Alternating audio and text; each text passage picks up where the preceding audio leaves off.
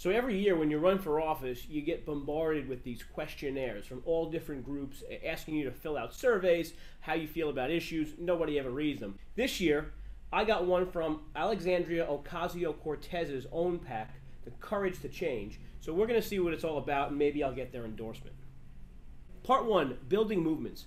New York City's current issues are too large and complex for any one person, organization, or agency to address.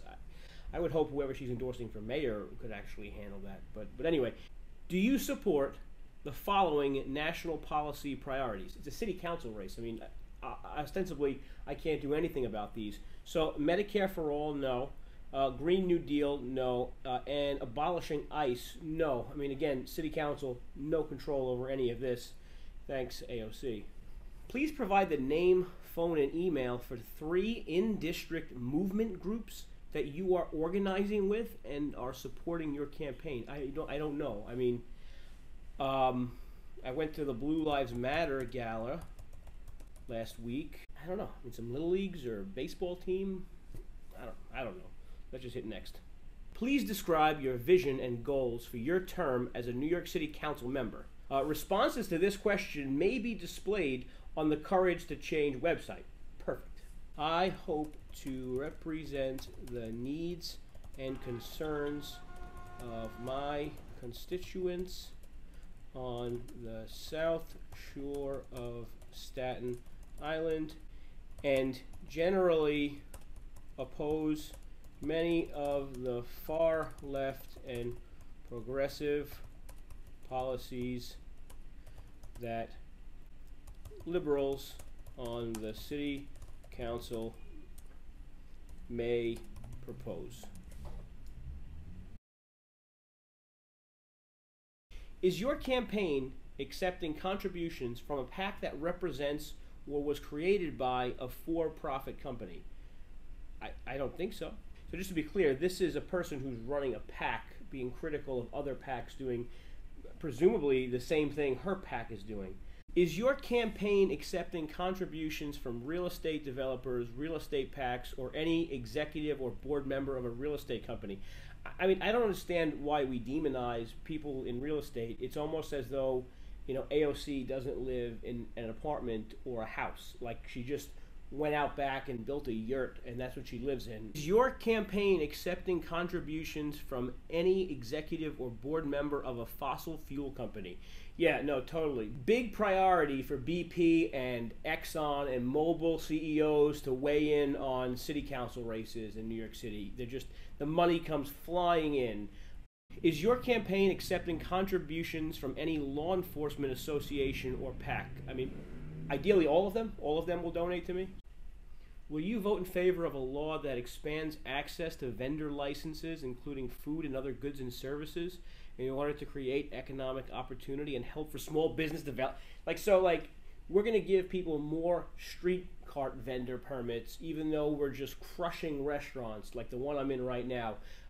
Do you pledge to vote for an increase of at least $50 million per year in city funding to expand bike lanes throughout NYC? Do we need $50 million every year? I mean, do we know we need $100 million of bike lanes in 2 years? Do we know we need that?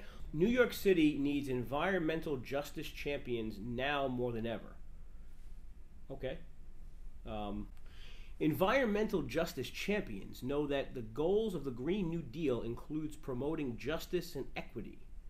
I don't know that that's the goal.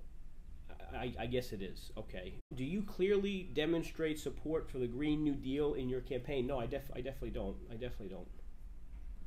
Will you support a plan to turn Rikers Island into a green energy storage hub? No, it's a very convenient place to store people who were holding against their will who are awaiting trial. The proposed Champlain Hudson Power Express is a 333-mile-long megawatt high-voltage direct current. Do you pledge to oppose the aforementioned contract and pursue energy-efficient and renewable energy options locally? No, this is so stupid. The whole reason we need a big wire to take power down from Canada to us is because we closed Indian Point nuclear power plant. See, we actually had a power plant generating over 2,000 megawatts of clean, carbonless energy in upstate New York, and we pulled the plug on that. And now we're trying to get clean energy from Canada. Yeah, eh? And she's opposed to that. It doesn't make sense. In order to provide real public safety, will you support a plan to bring down the NYPD budget by at least $3 billion? No, that's fundamentally stupid. That will not make our city safer. That will make our city less safe. We're already seeing the impact of cuts and defund the police movement around the country. No, we should not be cutting the police force by more than half of its budget, or almost half of the budget. With regards to the list of offenses for which an undocumented immigrant can be turned over to federal agencies by NYC law enforcement, will you support a law that removes all offenses from... No, this is so stupid. If someone here is arrested and charged with murder or rape or, something even like burglary or whatever, we shouldn't be handing them over to federal law enforcement? No, that's ridiculous.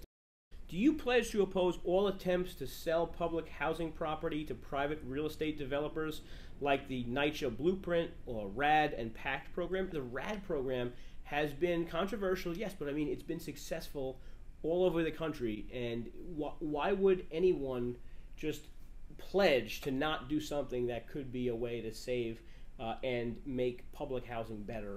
New York City's right to counsel has been a tremendous success in stopping evictions. Will you support and vote for improvements to right to counsel that increases income eligibility for tenants and expand right to counsel services to cover appeals filed by landlords? AOC, the city is not all big landlords. In my district, we have a lot of people who own two-family homes and rely on the rental from their apartment to pay their own mortgage. So this is awful for those people. So no. Will you vote in favor of zoning changes to include mixed income housing developments in an affluent neighborhood if the local council member was opposed? No, absolutely not. Why would my constituents want me to answer this answer by saying yes?